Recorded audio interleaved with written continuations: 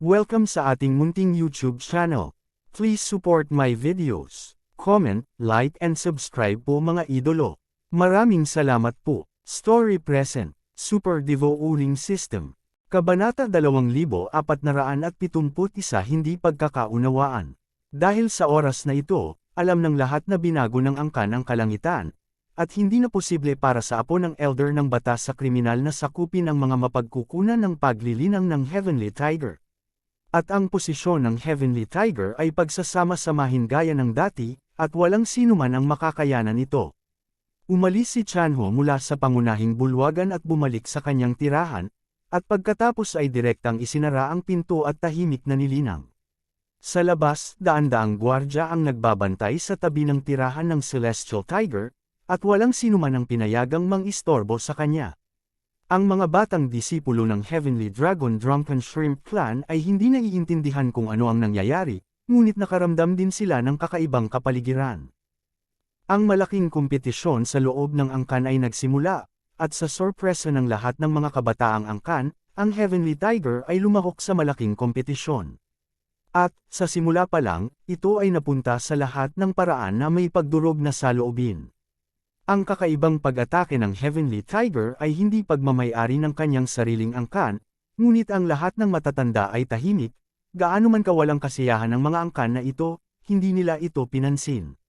Hanggang sa lumabas ang isang balita, nakuha ng Heavenly Tiger ang mga sinaunang supernatural na kapangyarihan.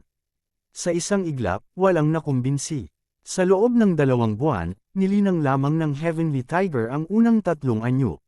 Gayunpaman, ito ay 3 galaw lamang, na sapat na upang talunin ang lahat ng mga kaaway. Walang pressure, all the way to the grind.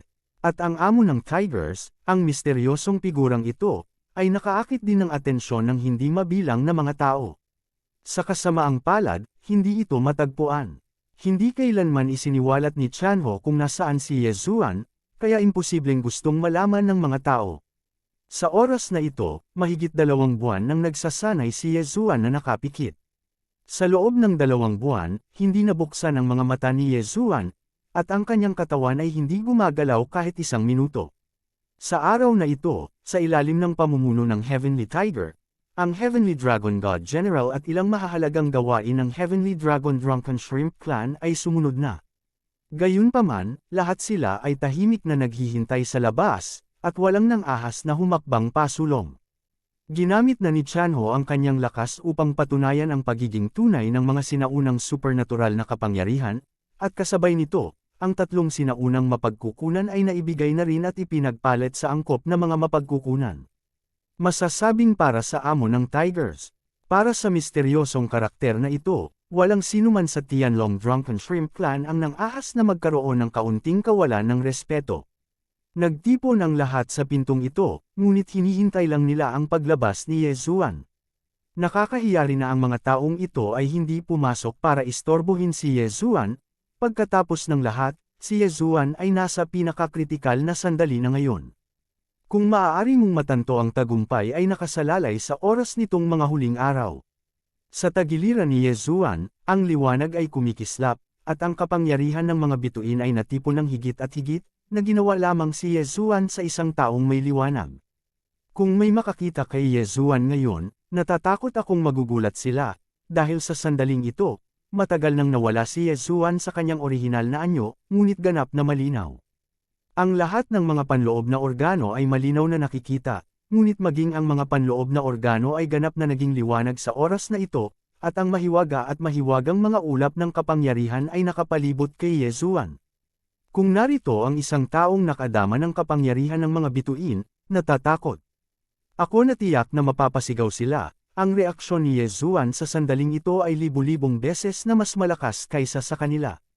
Pagsasanay ng bituin. Ang hindi pangkaraniwang bagay na ito ay matatawag lamang na pagsasanay sa bituin. Sayang lang at walang nakakaalam kung ano ang Star Training. Kasi, wala pang nakakaranas ng ganitong sitwasyon. Si Yezuan ay ganap na nawala ang lahat ng pangunawa sa labas ng mundo, at sa oras na ito, si Yezuan ay nakalubog lamang sa shuttle ng hindi mabilang na mga bituin. Lumipas ang oras, at tahimik na naghihintay si Chanho at ang iba pa. Gayunpaman, walang gumagalaw sa loob, At si Yesuan mismo ay nakakaranas din ng malaking hamon sa oras na ito. Dapat mong malaman na ang misyon na ito ay may limitasyon sa oras, kung hindi makumpleto ni Yesuan ang gawain sa loob ng tinukoy na oras, kung gayon ang presyo ng pagkawalan ng kalahati ng kaharian ay sapat na upang maging desperado si Yesuan. Ito ay halos kapareho ng tiyak na kamatayan. Nakakalungkot na hindi alam ni Yesuan ang paglipas ng oras, at hindi niya alam na kakaunti na lang ang natitira niyang oras. Araw-araw, dahan-daang lumilipas ang oras. Si Chanho ay nakagawian na itinaas ang kanyang ulo at tumingin sa loob, kung hindi dahil sa kahilingan ng kanyang ama. Kung gayon si Chanho ay nagmamadaling pumasok upang hanapin si Yesuan. Sa sandaling ito, si Chanho ay tumingin muli sa unahan, ngunit hindi na niya ito napigilan, at direktang sumigaw, "Boss, pwede ba tayong pumasok?" Panipi. Matapos isigaw ang pangungusap na ito, si Chanho ay tahimik na tumingin sa unahan. Biglang, isang pagbabago ng buhay, ngunit isang napakabanayad na momentum ay biglang dumating. Kasabay nito, isang malakas na liwanag ang sumabog sa isang iglap, at ang liwanag ay kumalat ng direkta sa itaas ng ulo ng lahat. Isang lap, 2 lap, 3 laps. Ang liwanag ay mabilis na nagbabago sa malayo, ang kapangyarihan ay hindi nakakatakot. Sa kabaligtaran, ito ay nagparamdam sa mga tao ng napakabanayad, ngunit ito ay simple at mga pagbabago. Ito, anong klaseng kapangyarihan ito? Itinaas ng Celestial Dragon God ang kanyang ulo, tumingin sa mga bilog ng liwanag sa kalangitan, at hindi sinasadyang nagtanong, sa kasamaang palad, walang makasagot sa kanya dahil wala pang nakakita ng ganoong mutation. Kasabay nito, sa wakas ay binuksan ni Yesuan ang kanyang mga mata. Kasabay ng pagbukas ng mga mata ni Yesuan, ang udyok ng system ay tumunog na. Ding, nag-prompt ang system, binabati kita sa host sa pagkumpleto ng Power of the Stars quest, pagkuha ng espesyal na reward, at pagkatapos ng luxury gift package. Kumuha ng mga espesyal na materyales, 9-star jewel strange stones. Makakuha ng XP rewards at level up ng isang level. Ding, nakalusot ang host, ang kasalukuyang 4-grade high-grade God Emperor Realm. Marangyang gift pack, 9-star bidstone.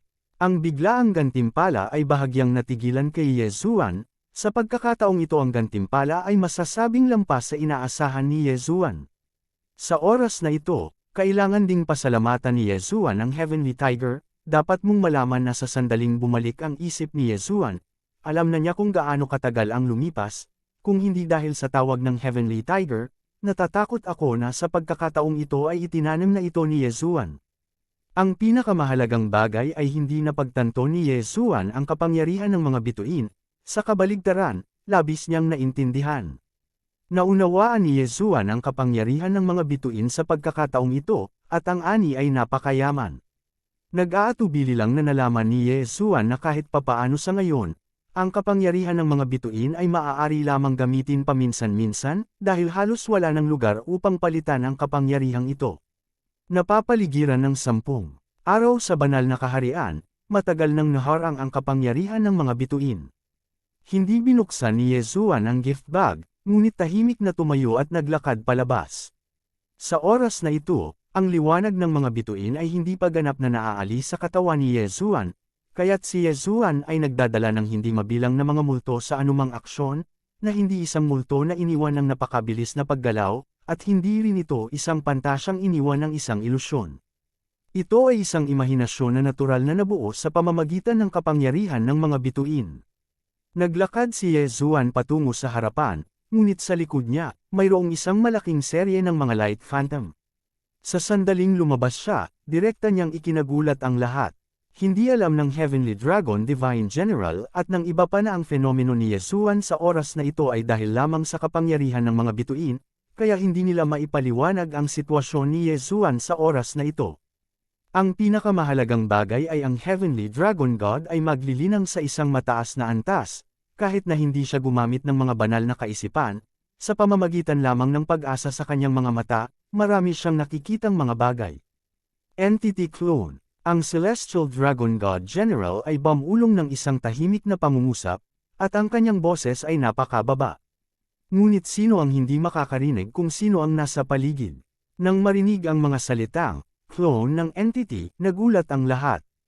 Ang entity na doppelganger ay kumakatawan sa isang supernatural na kapangyarihan, at sa parehong oras, ito ay kumakatawan sa isang pagkakakilanlan. Ang Diyos na Panginoon ng Demon God Domain. Kabanata 2472, Isang Bagong Clue False. Ito pala ay isang pisikal na clone. Kasama ang Heavenly Dragon God General, ang lahat ay tahimik sa oras na ito. Siyempre, sa kanilang kaalaman, natural nilang makikita na ito lamang ang pinakapangunahing anyo, o na nagsimula silang maglinang. Gayunpaman, ang supernatural na kapangyarihan ng entity clone ay palaging inaari lamang ng Demon God Divine Domain Divine Master, kaya napagpasyahan na nila sa kanilang mga puso na ang taong ito sa harap nila ay natatakot na ang Divine Lord ay may malaking kinalaman dito. Sa ganitong paraan, magiging malinaw ang maraming bagay, kung bakit maaaring bigyan ng taong ito si Chanho ng tatlong sinaunang mapagkukunan at isang sinaunang supernatural na kapangyarihan sa sandaling gumawa siya ng hakbang. Natatakot ako, ang ganitong pundasyon ay magagawa lamang ng banal na Panginoon. Siyempre, ito ay isang malaking hindi pagkakaunawaan. Paanong may kinalaman si Yesuan sa Divine Lord ng Demon God Domain? Sa katunayan, hindi pa niya nakita ang Divine Master na iyon. Kung talagang may kinalaman ito, naghahanda pa rin si Yesuan na hanapin ang Divine Lord ng Demon God Domain. Boss, sa wakas nakalabas ka na. Gulat na sabi ni Chanho. Bahagyang kumulubot ang mga sulok ng bibig ni Yesuan, ngunit sa katunayan, mayroon pa ring bahagyang takot sa kanyang puso. Kung tutuusin, sa mga taong ito na nakatayo sa harapan niya sa sandaling ito, sino sa kanila ang hindi nagpakita ng malakas na momentum, kaya alam na alam ni Yesuan na sa mga taong ito, natatakot ako na sinuman sa kanila ang makakapagpabagsak sa kanya sa isang iglap. Gayunpaman, dahil hindi ginamit ng mga taong ito ang kanilang isip upang suriin ang kanilang sarili, at hindi sila kumilos sa simula pa lang, nangangahulugan ito na wala silang masamang hangarin sa kanilang sarili. Sino ang mga ito? Tanong ni Yesuan sa Heavenly Tiger. Nang marinig ni Chanho ang pagtatanong ni Yesuan, agad niyang sinimulan na ipakilala si Yesuan. Ito ay lumabas na ang Heavenly Dragon Divine General at ang iba pa ay gustong pumunta upang makita ang boss ng Heavenly Tiger dahil sa sinaunang supernatural na kapangyarihan ng Heavenly Tiger, kaya nagkaroon sila ng ganitong paglalakbay. Matapos ipakilala si Chanho, ang puso ni Yesuan ay mas nabigla, hindi niya inaasahan na sa lalong madaling panahon, makikita niya ang isang mahusay na general ng Diyos ng Demon God Domain. Siyempre, hindi nagpakita ng dagdag na ekspresyon si Yesuan sa sandaling ito, ngunit napakakalmang tumugon. Pagkatapos ng casual na pakikipag-chat sa Celestial Dragon Divine General, umalis ang Celestial Dragon Divine General at ang iba pa. Bago ang isang malaking hindi pagkakaunawaan, ang lahat sa Tianlong Drunken Shrimp Clan ay nagkaroon lamang ng takot at walang hinala tungkol kay Yesuan. At natural na hindi maaaring masaktan ni Yesuan ang mga taong ito, lalo pa ang magkaroon ng malalim na pagkakaibigan sa kanila, kaya ang pagpupulong na ito ay tila medyo walang pakialam. Pagkatapos umalis ng lahat mula sa Heavenly Dragon Drunken Shrimp Clan, excited na sinabi ni Chanho kay Yesuan. Boss, buti na lang, this time, I successfully won the first place in the clan. Talagang matagal nang pinipigilan ni Chanho ang pangungusap na ito, sa kanyang puso, ito ang gawaing ibinigay sa kanya ni Yesuan, kaya natural na kailangan niyang gawin ito ng maayos. Gayunpaman, para kay Yesuan, hindi niya ito masyadong sineryoso. Kaya naman, tumanggo lang si Yesuan, at pagkatapos ay sinabi kay Chanho, "Tara na, umalis ka na rito." Panipi, alam na ng Heavenly Dragon Divine General at ng iba pa na narito si Yesuan, kaya hindi masyadong ligtas dito, kaya kinailangan ni Yesuan na umalis. Boss, saan ka pupunta? Di ba sabi mo gusto mong intindihin ang kapangyarihan ng mga bituin dito, bakit ka umalis? I've comprehended the power of the stars here, so there's no reason to stay. As for where to go, it doesn't matter where you go. Gusto lang ni Yesuan na umalis dito, ngunit para sa destinasyon, hindi niya ginawa. Kung gusto mong bumalik sa Kunlun Divine Domain, pagkatapos ay kailangan mong pumunta sa mansyon ng 8 Great Divine Generals, tanging may daanan doon, at hindi banggitin ang iba pa, binibilang ang Heavenly Dragon Drunken Shrimp Clan, kung binanggit ni Yesuan na gusto niyang hiramin ito para pumunta sa Kunlun Divine Domain, natatakot ako na agad itong magdulot ng pagdududa. Sa sandaling ito, si Yezuan ay hindi maaaring makipagkompetensya sa 8 Great Divine Generals, kaya isang hindi matalinong pagpili na pukawin ng sinuman sa 8 Great Divine Generals ngayon. Posibleng mahanap ang kinaroroonan ni Luoluo, ngunit mayroong isang Celestial Tiger sa kanyang tabi, kaya marahil ay malalaman ng Celestial Tiger ang kapakipakinabang na impormasyon mula sa kanyang bibig. Habang naglalakad ang dalawa, tinanong ni Yezuan si Chanho, "Chanho, alam mo ba na mayroong katawan ng banal na anak, na siyang nine-tailed heavenly disgusting fox?" Panipi, tumingin si Chanho kay Yezuan nang may kainahinalang, "Boss, kilala mo rin ba ang 9 daw Holy Son?" Panipi, 9 Paths Holy Son. Bahagyang kumunat ang noo ni Yezuan, tila hindi simple ang pagkakakilanlan ng pagkahulog sa Demon God Divine Domain na ito.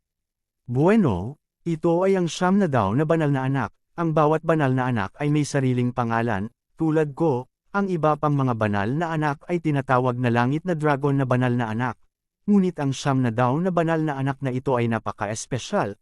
Sinasabi na siya ay hindi isang tao mula sa aking Demon God Divine Domain. Ang pagkakakilanlan ng 9-tailed Heavenly Son, kahit na ang Panginoon ng Diyos ay ibigay kahit na ang 9 Fox ay lubos na marangal, ang ilang mga banal na anak ay nahaharap, at ang 9 paths na mga banal na anak ay lubos na pinahahalagahan ng banal na Panginoon, ngunit sa kasamaang palad, sila ay umaatres sa buong taon, kahit na hindi pa natin ito nakita. Sinabi lang sa kanya ni Chanho ang kanyang nalalaman. Gayunpaman, para kay Yezuan, hindi ito kapakipakinabang, pagkatapos ng mahabang panahon na pag-usapan, sa katunayan, maaari itong buod sa isang pangungusap. Ibig sabihin, wala ng kapangyarihan si Yezuan na iligtas si Luoluo. Dapat mong malaman na imposible para sa Diyos na Panginoon ng Demon God Domain na hayaang umatras si Luoluo ng walang kahalagahan. Natatakot ako na ito ay higit pa dahil ayaw din ni Luoluo na umalis sa Demon God Domain para mahanap si Yezuan sa lahat ng oras. Sa makatuwid, ang Diyos na Panginoon ng Demon God Domain ay maaari lamang bitag kay Luoluo. Pagdating niya sa God Realm, nagkahiwalay sina Yezuan at Luoluo, kaya imposibleng malaman ni Luoluo na si Yezuan ay nasa Kunlun Divine Domain, at imposibleng malaman niya ang contradiction sa pagitan ni Yezuan at ng Demon God Divine Domain. Siguro si Luoluo sa sandaling ito, sa Demon God Divine Domain, ay hindi magkakamali. Sa kabaligtaran, dahil sa kanyang marangal na katayuan, malaki ang posibilidad na siya ay sineseryoso. Pagkatapos ng isang panahon ng pagsusuri, halos alam din ni Yezuan na si Luoluo ay hindi magkakamali, kaya hindi na kailangang masyadong mabalisa upang mahanap si Luoluo. Ngunit hindi alam ni Yezuan na mula nang dumating siya sa Demon God Domain, si Luoluo ay tila medyo nababalisa. Mayroong espesyal na induction sa pagitan ni Yezuan at Luoluo, at dahil sa espesyal na katangian ng Demon God Domain, pagkatapos na dumating si Yezuan sa Demon God Domain, ang kakayahang ito sa sensing ay bahagyang napigilan, kaya hindi tumpak na mahanap ni Yezuan ang lokasyon ni Luoluo. Ngunit sa halip ay napalakas si Luoluo dahil dumating si Yezuan sa Demon God Domain, at masasabing sa tuwing gumagalaw si Yezuan, malinaw na nararamdaman ito ni Luoluo. Alam ni Luoluo na nandito si Yezuan para sa kanya. At kung ano ang nangyari sa sangkatauhan sa Demon God Divine Domain, si Luoluo ay hindi malinaw, kaya, kung saan, si Luoluo ay nag-aalala pa rin kay Yezuan. Sa kasamaang palad, wala siyang magagawa. Simula nang dumating siya sa Divine Realm, direkta siyang pinamunuan dito ng isang misteryosong puwersa, at masasabing ang puwersang ito, ang Diyos na Panginoon ng Demon God Domain, ay yuyuko din sa kanyang harapan. Ito ay isang napakalaking puwersa, at sa parehong oras, ito rin ay isang walang katulad na powerhouse. Hindi alam ni Luoluo kung sino ang taong ito, ngunit ang bawat kilos niya, anuman sa kanyang mga salita, at anumang kilos ay nasa ilalim ng pagsubaybay ng taong ito. Kahit na siya ang Holy Son of the Demon God Domain, arrangement lang ng taong iyon. Siyempre, ramdam ni Luoluo ang kabaitan ng taong iyon. Tila sa puso ng taong iyon, si Luoluo ay isa lamang makulat na bata, at ang dahilan kung bakit mahigpit na pinaghihigpitan si Luoluo ay dahil lamang sa pag-aalala niyang si Luoluo ay magdudulot ng gulo. Kabanata 2473, Dilaw na Buhangin. Sina Yezuan at Chanho ay naglakbay sa 1,000 kaharian ng magkakasunod, ngunit para lamang maabot ang isang Jedi. Sa sandaling ito, nakatayo si Chanho sa likod ni Yezuan, at nag-aalangan na nagtanong kay Yezuan, "Boss, gusto mo ba talagang pumasok dito?" "Panipi, nandito na lahat, sabi mo gusto mong pumasok." Tumingin si Yezuan sa walang katapusang dilaw na buhangin sa harap niya at mahinang sinabi.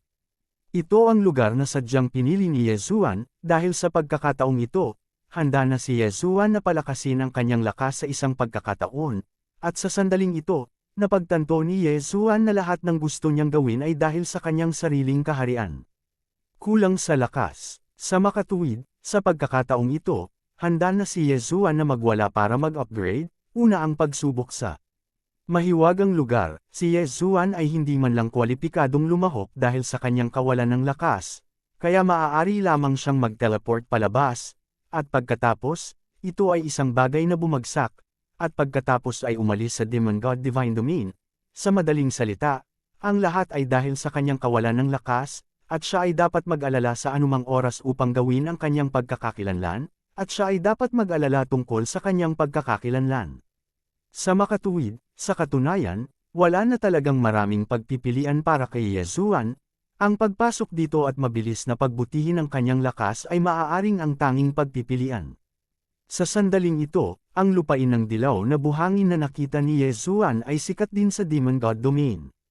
Ang lugar na ito ay tinatawag na tuyong dagat. Ang tuyong dagat ay napakalaki, ngunit kahit ang mga banal na hayop sa loob ay hindi nang ahas na pumasok ng madali. Sapagkat sa tuyong dagat na ito, hindi lamang mayroong napakarahas na natural na klima, kundi tinitirhan din ng mga sinaunang relikya ng hayop. Sinasabing ang pagkabuo ng tuyong dagat ay nagmula sa isang malaking putok. Noong sinaunang panahon, ang mga Diyos ay nakipaglaban sa isa't isa, at ang tuyong dagat ay isa ring napakatanyag na larangan ng digmaan. Libu-libong makapangyarihang mga sinaunang powerhouse ang nakipaglaban dito, pinunit nila ang kawalan, humakbang sa mga bundok at ilog, ngunit sa ilang kadahilanan, talagang nasira nila ang isang lihim na kaharian. Ito ay isang ganap na nakahiwalay na lihim na kaharian, nakabilang sa lihim na kaharian ng mga sinaunang relikya ng hayop. Ang mga labi ng malalakas ay hinabol at pinatay ng mga sinaunang relikya ng hayop na galit, at nahulog isa-isa. At pagkatapos na sumabog ang lihim na kaharian, lahat ng nasa loob ng lihim ay nakakalat dito. Ang lugar na dilaw na buhangin, ang sistema ay para lamang sa tuyong panlabas na bahagi nito, dahil ang mas tuyong lugar na ito ay para lamang sa pinakatuyong dagat. Ayon sa Heavenly Tiger, ang Panginoong Divine Lord ay personal na narito, ngunit pagkatapos ng wala pang 10 araw ng pagpasok, siya ay umatras na may takot na mukha. Dahil sa loob ng tuyong dagat, mayroong isang napakalakas na pag-iral, isang pag-iral na kahit na ang Diyos na Panginoon ng Demon God Domain ay hindi mapigilan. Sa kabutihang palad, ang tuyong dagat ay hindi nagbago kahit kaunti sa loob ng milyon-milyong taon, na parabang ito ay isang malayang lugar lamang, at hindi ito apektado ng anumang bagay sa labas ng mundo. Sa katunayan, ang ilan sa mga powerhouse ng Demon God Domain ay bubuo din ng mga team para pasukin ito para tuklasin ang mga kayamanan. Pagkatapos ng lahat, mayroong maraming mga espesyal na mapagkukunan sa tuyong dagat, at ang mga sinaunang hayop na iyon ay may malaking halaga din. Ang mga sinaunang halimaw ay walang supernatural na kapangyarihan, ni sila ay may napakataas na katalinuhan, at lahat sila ay nilinang ang mga pisikal na kakayahan. Sinabi ng Heavenly Tiger na ang dahilan kung bakit niya nagawang pagsamahin ang Fa ay dahil ang kanyang ama, ang Heavenly Dragon God General, ay pumasok dito noong siya ay bata pa, ay nagkaroon ng ilang mga pakikipagsapalaran, at pagkatapos ay pinagsama ang kanyang sariling pananaw upang tipunin ang pamamaraan ng paglilinang ng Fa Fusion. Sa makatuwid, pinili ni Yezuan dito. Pinili ang tuyong dagat, ang sinaunang hayop na natitirang clan, dahil ito ay napakahiwaga. Marahil, maaari din itong magbigay kay Yezuan ng pagkakataon na mabilis na pagbutihin ang kanyang lakas. Takot. Maaaring matatakot ang ibang tao, ngunit hindi matatakot si Yezuan. Para kay Yezuan, siya ay walang takot. Ang tuyong dagat na ito ay may makapangyarihang sinaunang mga hayop. Para kay Yezuan, ito ang pinakamagandang lugar para sa pagtatanim. Pagkatapos ng lahat, kailangan ni Yezuan na lumamon para mabilis na tumaas ang kanyang level. Ayaw nang maghintay ni Yezuan, matagal na siyang naghihintay, oras na para lumabas. Marami pa ring mga bagay na naghihintay para kay Yesuan na gawin, at hindi siya maaaring mag-aksaya ng masyadong maraming oras sa Demon God Divine Domain na ito. Kung ayaw mong pumasok, hintayin mo lang ako sa labas, hahanapin kita paglabas ko. Malumanay na sinabi ni Yesuan sa Heavenly Tiger, at pagkatapos, hindi na niya pinansin ang Heavenly Tiger, ngunit dumiretso na siya sa harapan. Sa totoo lang, para kay Yesuan, isang magandang bagay din para kay Yesuan na huwag dalhin ang Heavenly Tiger. Pagkatapos ng lahat, kung ang Heavenly Tiger ay sumama, kung gayon ang ilan sa mga sekreto ni Yesuan ay mabubunyag. Hindi bababa sa ngayon, ang Heavenly Tiger ay hindi kwalipikadong malaman ang sekreto ni Yesuan. Saglit na nag-alinlangan si Chanho, at sa oras na gusto na niyang humabol, huli na ang lahat, at nawala na ang anyo ni Yesuan, kaya't maaari na lamang siyang manatili sa kinaroroonan niya, habang naglilinang at naghihintay sa pagbabalik ni Yesuan. Pagpasok mo sa Yellow Sand Area, sa simula, walang kakaiba dito, eto, separation zone lang na hindi makikita sa isang sulyap. Dito, hindi mahalaga kung ito ay isang batong Diyos na hayop o isang kontra-kamay na sinaunang hayop, ito ay bihirang dumating. Gayunpaman, tiyak na dahil dito na mayroong mga tao dito. Si Yesuan ay palaging itinago ang kanyang mga banal na pag-iisip, kaya hindi nagtagal para sa kanya upang makahanap ng isang maliit na tribo ng Terran. Ito ay isang tribo na itinayo sa isang oasis, na may bilang lamang ng ilang daan, ngunit ito ay medyo mapayapa. Hindi nagatubili si Yesuan, at dirdiretsyong naglakad papunta doon. Ang mga tao dito ay may napakababang antas ng paglilinang, at gumagawa sila ng ilang simpleng mga sandatang mahika upang protektahan ang kanilang mga tahanan, at kasabay nito, nanghuhuli din sila ng ilang mahihinang sinaunang hayop o mga banal na hayop para sa paglilinang. Sa oras na ito, nang bigla niyang makita si Yesuan sa dilaw na buhangin, agad niyang nakuha ang atensyon ng mga tao rito. Daddy, Daddy, may tao sa disyerto. Sigaw ng isang teenager. Maya-maya, nakita ko ang isang malakas na lalaki na sumugod, hawak ang isang malaking kutsilyo na gawa sa hindi kilalang mga materyales sa kanyang kamay, at sa likod niya, may ilang mga tao. Pumasok ka, pumasok silang lahat. May formation sa bahay, hindi tama ang sitwasyon, ay activate agad ang formation. Malakas na sumigaw ang malakas na lalaki, at hindi nagtagal, lahat ng tao sa paligid ng oasis ay nagtago sa nag-iisang bahay na bato sa oasis. Alam ni Yesuan kung ano ang ikinababahala ng mga taong ito, kaya hindi niya ito pinansin, ngunit nagpatuloy siya sa paglalakad. Tumigil ka, sino ka? Bumaba ka muli kay Yesuan, dumaan dito, at gusto mong magpahinga sa iyong lugar. Pagkatapos ng lahat, ito ay isang lahi ng tao, at hindi madaling makilala ang isang malayang lahi ng tao sa Demon God Domain, kaya saan pupunta si Yesuan para guluhin ang mga taong ito? Ikaw si Terran. Ang malakas na lalaki ay nag-alinlangan sandali, ngunit nakilala ang pagkakakilanlan ni Yesuan, at pagkatapos ay nagtanong ng may pag-aalinlangan. Oo, ako ay isang Terran. Siyempre, hindi ito itatago ni Yesuan at diretsyong bumalik. Terran yan, hahabilasan mo, pasok ka. Nang marinig na ito ay iisang angkan, hindi pinigilan ng mga taong iyon si Yesuan, ngunit mabilis na tinanggap si Yesuan. Haha kuya, wag niyong sisihin, alam niyo rin naman na kaming mga nagsisikap na mabuhay sa Yellow Sand Area na ito, kung hindi kami magpupuyat ay hindi namin alam kung bakit kakainin kami ng mga divine beast o mga sinaunang hayop balang araw, at maglakas loob na magtanong kung saang tribo galing ang kapatid ko.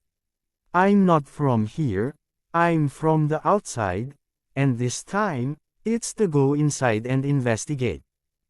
Ano, gusto mong pumasok? Sabi ko, kuya.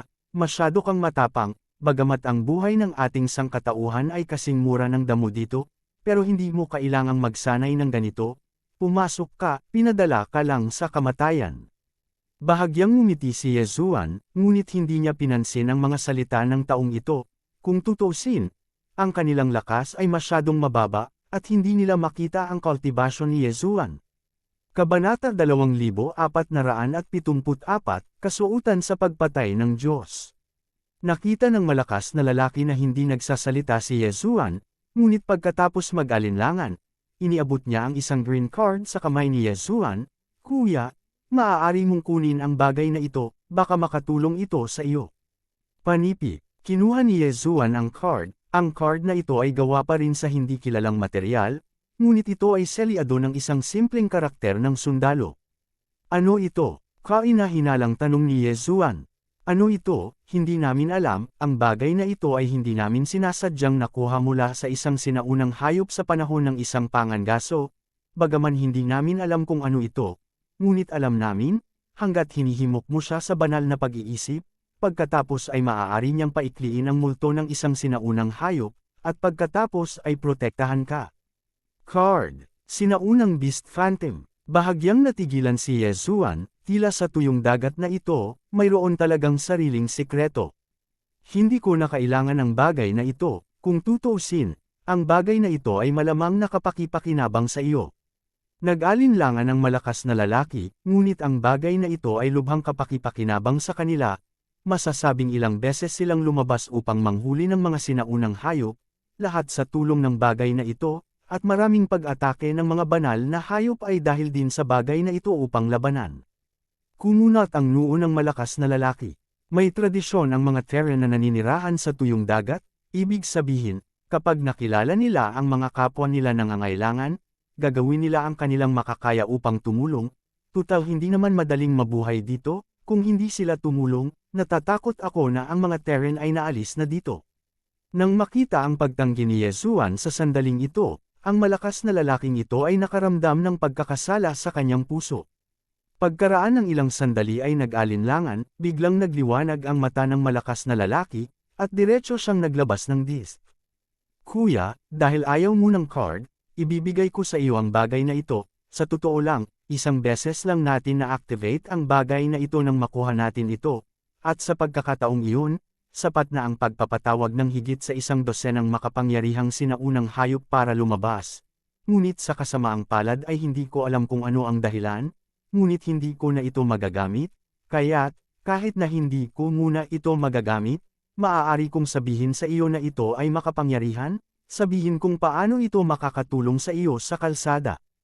Hindi naiintindihan ni Yezuan ang tradisyon ng pagtulong sa isa't isa sa tuyong dagat, ngunit alam niya kung paano suklian ang kabaitan. Kung matutulungan ng mga taong ito ang kanilang sarili ng walang pag-aalinlangan kapag nakilala nila siya sa unang pagkakataon, hindi magiging maramo si Yezuan. Okay, I'll take this thing, these pills are for you, you can share them with your clansmen, it's good for your clansmen.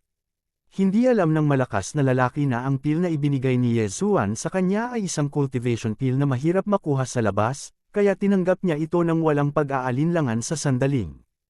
Ito, pagkaalis ni Yezuan sa tribo, naglakad siya at sabay na inilabas ang kakaibang disc. Ano ito? Si Yezuan ay medyo naguguluhan sa kanyang puso. Ang hugis ng disc ay napakasimple, kung hindi dahil sa pagpapakilala ng malakas na lalaki, iisipin pa ni Yezuan na ang bagay na ito ay isang plato lamang para sa mga gulay. Siyempre, hindi ganoon kadali. System, ay detect ang bagay na ito. Sabi ni Yezuan sa sistema. Ding, sinenyasan ng system na ang mga mapagkukunan ng host ay hindi sapat at hindi matukoy. Kakulangan ng mga mapagkukunan. Ang sistema ba ay nagsasalita tungkol sa pananampalataya? System, pagkatapos ay gumamit ng mga mapagkukunan upang makipagpalitan para sa pagtuklas ng pananampalataya. Ding, ang system ay nag-uudyok, ang mga mapagkukunan ng host ay hindi sapat, at hindi ito maaaring palitan ng sapat na mga punto ng pananampalataya. Biglang huminto ang mga yabag ni Yezuan. Anong ibig mong sabihin? Ang lahat ng iyong mga mapagkukunan ay hindi sapat upang makita ang isang bagay. What the hell is this thing? Kakaiba ba ito? Hindi naniniwala si Yezuan na talagang hindi niya matutulungan ang bagay na ito. System, buksan mo sa akin ang package na yan. Nakumpleto ni Yezuan ang Power of the Stars task kanina at nakakuha ng gift package at isang 9-star beadstone. Ngunit hindi pa ito ginagamit, at sa sandaling ito, gustong gamitin ni Yezuan ang gift bag dahil sa isang plato. Ding, nag-prompt ang system, matagumpay na nabuksan ang espesyal na package ng regalo, binabati kita sa host para sa pagkuha, isang point gift package, isang magic weapon gift package, at isang hindi kilalang gift package. Ano ang sitwasyon? Magbukas ng isang pakete, at pagkatapos ay magbukas ng 3 pa. Matapos matigilan si Yezuan, ito ay isang sorpresa.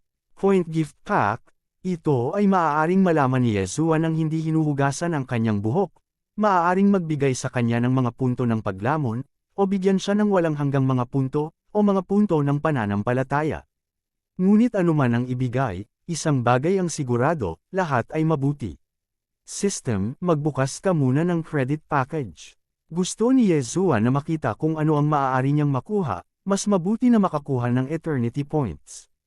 Matagal nang hindi nakuha ang mga devouring point, ngunit mukhang mas kapaki-pakinabang ang eternity points.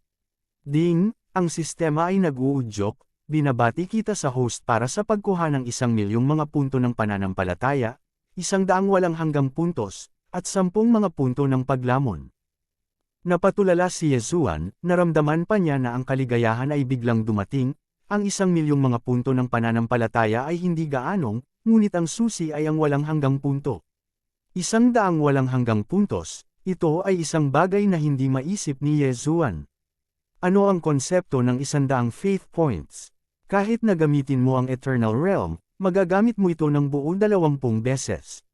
Minsan, sa pamamagitan lamang ng pagbubukas ng gift package ng 1 beses, si Yezuan ay nabigyan ng ganoong award. Paanong hindi nito nasasabik si Yezuan? 10 puntos na lumalamon. Hindi ko alam kung dahil ba ito sa Realm Ascension, o dahil hindi pinalad si Yezuan sa panahong ito, kaya matagal nang hindi nakatagpo si Yezuan ng mananakmal na halimaw, lalo pat nakakuha ng mga lumamon na puntos. Ngunit sa sandaling ito, nakakuha siya ng 10 nakakalamon na puntos ng sabay-sabay. Kasama ng mga tamang mapagkukunan, hindi ba maaaring magkaroon ng malaking pagpapalit ng costume si Yezuan sa pagkakataong ito? Kahit si Yezuan, sa sandaling ito, ay hindi maaaring maging mahinahon, ang gantimpala ng pakete ng regalo na ito ay napakayaman. Pinipigilan ng pananabik sa kanyang puso, patuloy na sinabi ni Yezuan sa System, buksan ang Magic Weapon Gift Package. Panipi, ang Magic Weapon Gift Package ay halatang nakakapagbukas ng Magic Weapon, kaya ang Point Gift Package ay nagbigay kay Yezuan ng napakalaking sorpresa. Ang Magic Weapon Gift Package, anong uri ng sorpresa ang dapat ibigay kay Yezuan? Ding, System Prompt, pagbati sa host, kumuha ng espesyal na scroll, magtakda ng kompletong scroll. Ang Set Perfect Scroll ay nagbibigay daan sa iyong pumili ng mga tamang mapagkukunan ng mag-isa, at direktang bumuo ng isang set ng 2 o higit pang bahagi na pagmamay-ari ng host ayon sa kagustuhan ng host. Shock, Ecstasy. Hindi alam ni Yezuan kung paano ilarawan ang kanyang kalooban sa sandaling ito. Bagamat ito ay isang scroll lamang, ang halaga nito ay hindi nasusukat. Sa abot ng pag-aalala ni Yezuan, mayroon siyang God-Killing Sword at God-Killing Armor. Hindi ba ibig sabihin na magagamit ni Yezuan ang set ng perpektong scrolls na ito para gawin ang lahat ng God-Killing suit sa isang kagat? Bagamat ang mga mapagkukunan ay ibibigay mismo ni Yezuan.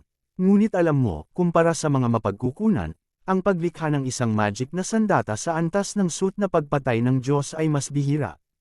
Sa isang iglap, medyo nanginginig ang kamay ni Yezuan na nakahawak sa scroll. Nakakalungkot lang na nang makita ni Yezuan ang mga materyales para sa paglikha ng God-Killing suit, hindi maganda ang kanyang mukha.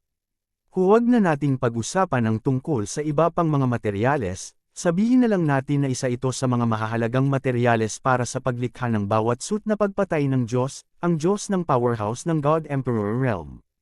Kabanata 2475 natatakot na ma-upgrade ang system. Saan makukuha ni Yezuan ang bagay na ito? Ito ang God Emperor Realm. Ano ang God Emperor Realm? Iyon ay tungkol sa isang malakas na tao sa antas ng isang Diyos tulad ni Miming. Talagang hiniling ng system kay Yezuan na kunin ang Godhead ng Godmaster, at higit pa rito, kailangan niyang makakuha ng 5 pa. Matagal nang nasa Divine Realm si Yezuan, at nakipag-ugnayan lamang siya sa 2 Divine Domain Lords, ang isa ay ang Divine Lord ng Kunlun Divine Domain, at ang isa ay ang Divine Lord ng Demon God Domain. Gayunpaman, upang lumikha ng isang set ng pagpatay sa Diyos, kailangan mo ng 5 Diyos, o isang kompletong Diyos. Sa sandaling ito, inalis ni Yezuan ang scroll ng walang pag-aalinlangan. Dahil siya ngayon, sa lakas niya, hindi niya may handa lahat ng materyales. Siyempre, dahil hindi mo ito magagawa ngayon ay hindi ka nag-agana sa hinaharap. May natitira pang huling bundle. At ang huling pakete ng regalo, natatakot ako na ito ang pinaka-espesyal na pakete ng regalo. Anong uri ng sorpresa ang may dudulot nito kay Yezuan? System, buksan mo yung hindi kilalang package. Malumanay na sabi ni Yezuan, flat ang tono niya, pero concentrated na ang buong isip niya. Ding, nag-prompt ang system. Ding, alarm, alarm, nakakakuha ang host ng sobrang reward, at pumasok ang system sa emergency upgrade. Ding, alarm, alarm, host mangyaring tandaan, ang sistema ay sapilitang isasara sa loob ng 3 buwan. Naguguluhan ang mukha ni Yezuan, binuksan niya ang isang bagay at direktang in-upgrade ang system. Bukod dito, ito ay isang emergency upgrade. Si Yezuan ay hindi sinasadyang sumigaw sa sistema ng ilang beses sa kanyang puso, ngunit sa kasamaang palad, walang tugon. Ibig sabihin, ang sistema ay talagang na-upgrade. Gayunpaman, ang punto ay hindi alam ni Yezuan ang kanyang ginawa. Hindi ba ito ay isang hindi kilalang pakete ng regalo? Kailangan bang gumawa ng ganoong kalaking hakbang? Buti na lang, 3 buwan lang, at hindi ito katanggap-tanggap. Okay lang, hindi ma-detect nitong plato kung para saan. Yan, kalimutan mo na, unahin natin. Napangiti si Yezuan ng mapait. Ang ganitong sitwasyon ay lampas lang sa kanyang inaasahan, at ito rin ay isang bagay na hindi pa nararanasan ni Yezuan. Sa 3 buwan ng pag-upgrade ng system, hindi pa handa si Yezuan na magdulot ng gulo. Pagkatapos ng lahat, kung wala ang sistema, bababa pa rin ang lakas ni Yezuan, at ang pinakamahalagang bagay ay na kahit napatayin niya ang sinaunang hayop o ang banal na hayop, hindi siya magkakaroon ng karanasan, kaya kung papatayin niya ito, magiging walang kabuluhan. Gayunpaman, kailangang magmadali. Hindi maghahanap ng gulo si Yezuan, ngunit hindi ito nangangahulugan na hindi hahanapin ng gulo si Yezuan. Sa araw na ito, si Yezuan, tulad ng dati, ay naglalakad sa lugar ng dilaw na buhangin. Bagamat ang Yellow Sand Zone ay ang pinakalabas na lugar lamang ng tuyong dagat. Gayunpaman, ang tuyong dagat ay napakalawak, ayon sa sinabi ng Heavenly Tiger. Ang tuyong dagat na ito ay sumasakop sa ikalima ng bahagi ng Demon God Domain. Ang napakalaking lugar, kahit na ito ay ang kanyang panlabas na lugar, ay hindi isang bagay na mabilis niyang madadaanan kung gusto niya. Pagkatapos ng lahat, walang kahit isang mapa, at paminsan-minsan ay mali ang iyong pupuntahan. Maging ito ay ang banal na isip o ang mga mata, sila ay nawala ang kanilang mga function sa dilaw na mabuhanging lugar na ito. Ang Yellow Sand Zone ay may kasamang kakaibang pagbabawal na sapat na para mawala ang lahat ng papasok sa direksyon sa unang pagkakataon. Minsan na raw may natrap sa Yellow Sand Area na ito sa loob ng 10,000 taon, at swerte niya na hindi siya nakatagpo ng sakuna sa Yellow Sand Area para mabuhay. Ngunit sa pagkakataong ito, walang ganoong swerte si Yezuan, nakatagpo siya ng pinakakaraniwang sakuna sa lugar ng dilaw na buhangin.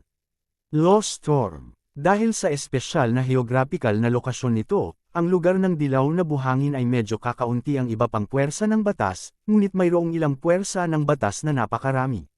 Kabilang dito ang batas ng sistema ng hangin. Masasabing ang lugar ng dilaw na buhangin ay palaging maangin sa lahat ng oras. Gayunpaman, hindi ito magkakaroon ng kaunting epekto sa normal na mga panahon. Pagkatapos ng lahat, kahit na ang pinakasimpleng proteksyon ng katawan ng banal na kapangyarihan ay sapat na upang kontrahin ang marahas na hangin ito. Ngunit kapag nakatagpo ka ng unos ng batas, ito ay magiging malungkot.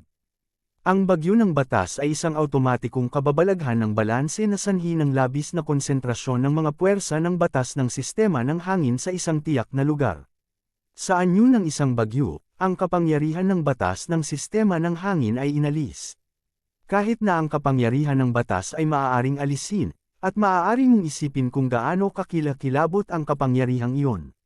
Walang palatandaan ng pagbuo ng unos ng batas. Sa oras na ito, naglalakad si Yezuan gaya ng dati, ngunit sa sandaling lumabas siya, nagkaroon ng biglaang pagbabago sa pagitan ng langit at lupa. Isang marahas at nakakatakot na aura ang nagpabaligtad sa mundo sa isang iglap. Si Yezuan ay walang kahit ketiting na kakayahan na lumaban. Siya ay direktang dinala sa hangin, at nang pinatatag niya ang kanyang katawan at tiningnan ito. Matagal nang hindi mapaghihiwalay ang langit at lupa. Sa oras na ito, si Yezuan ay tila dinala sa isang hindi kilalang espasyo, sa tuktok ng kanyang ulo, ang kanyang mga paa ay maliit, at sa paligid ng kanyang katawan, ito ay tila langit, at ito ay tila lupa. Nakakatakot, dumagundong. Ang Divine Dragon na nabuo sa pamamagitan ng condensation ng isang batas ay direktang bumangga kay Yezuan. Ito ay isang purong buhay na batas, at ito ay nabuo sa isang iglap. Gayunpaman, bago makapag-react si Yezuan, ang Lo Divine Dragon ay nawasak sa isa pang iglap. Ang dahilan kung bakit ang batas bagyo ay hindi tunay na bagyo ay tinatawag na bagyo ay dahil siya at ang bagyo ay may isang bagay na pareho, iyon ay, pareho silang may mata ng bagyo. Sa kabutihang palad, si Yezuan ay nasa mata ng bagyo. Sa kasamaang palad, sa oras na ito, si Yezuan ay hindi makagalaw ng kahit isang pulgada, at nakikita lamang ang mga nakakatakot na pagbabago sa labas ng mundo. Isa-isa, ang batas buhay ay mabilis na lumitaw, ang batas banal na dragon, ang batas banal na tigre, at maging ang batas kunpang. Gayunpaman, ang mga Lolith-E-form na ito ay hindi magtatagal mula sa oras na lumitaw ang mga ito hanggang sa oras na mawala ang mga ito, dahil lahat sila ay wind-type na Lolith-E-form. At ang pangunahing dahilan ng paglitaw ng mga bagyo ng batas ay ang napakaraming mga batas upang ayusin ang sistema ng hangin. Sa sandaling ito, nasaksihan ni Yezuan ang isang himala gamit ang kanyang sariling mga mata. Isang himala na hindi gustong makita ng iba sa kanilang buhay. Sa isang kisap mata, ang buhay ng batas ay nakumpleto sa isang iglap mula sa pagsilang hanggang sa kamatayan. At ang kanilang hitsura, maliban kay Yezuan, walang nakakaalam tungkol dito. Marahil, ang mga mata ni Yezuan ang tanging saksi nila.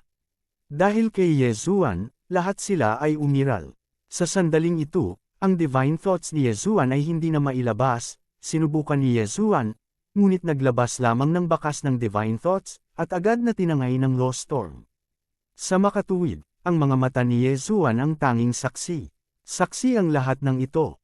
Ang mga nilalang ng batas na iyon ay tila hindi alam kung ano ang kanilang pinagdadaanan, na parabang ang kanilang buhay ay nararapat lamang sa pamumulaklak ng sandaling iyon.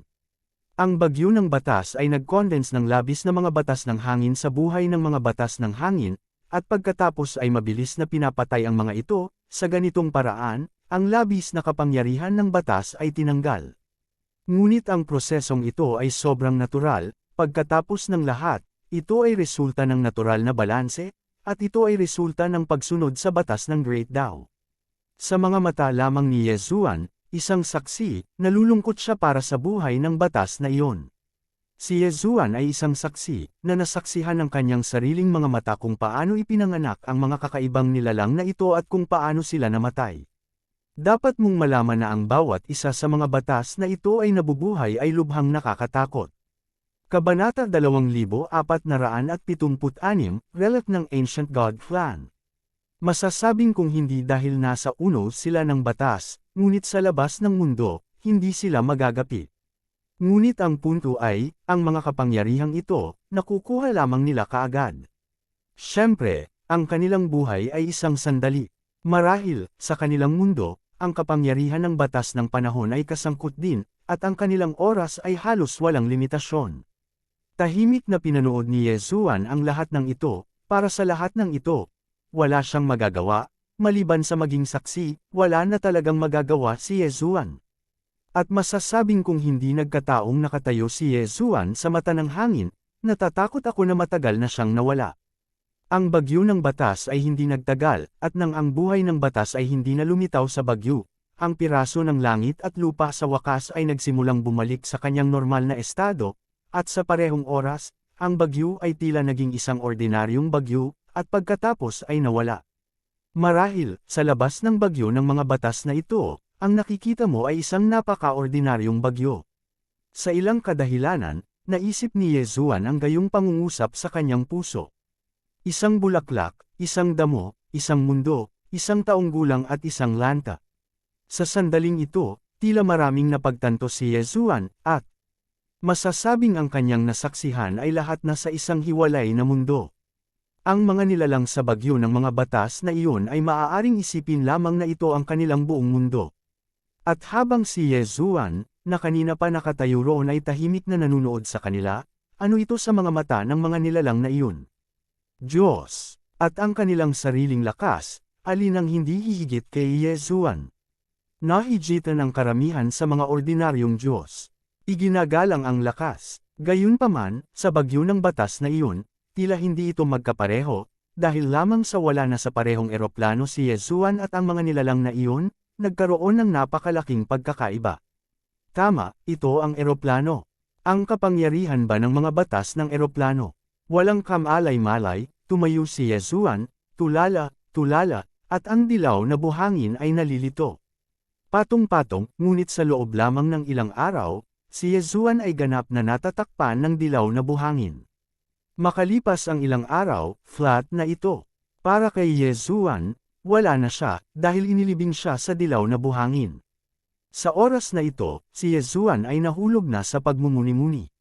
Isipin ang kapangyarihan ng mukha na iyon, isipin ang kapangyarihan ng batas ng mukha na iyon. Sa itaas ng pagkadyos ni Yesuan, isang malabong multo ang lumitaw, na nagsasabing isa iyon, o masasabing hindi mabilang na daw, dahil ito ang kapangyarihan ng batas ng eroplano. Naiintindihan ni Yesuan, matagumpay niyang naunawaan ang kapangyarihan ng mga batas ng eroplano.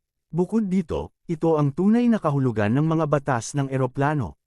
Nakakalungkot na ang lakas ni Yesuan ay masyadong mahina, at ang kanyang perception ay masyadong mababaw, kaya walang paraan upang i-activate ang kapangyarihan ng batas ng eroplano.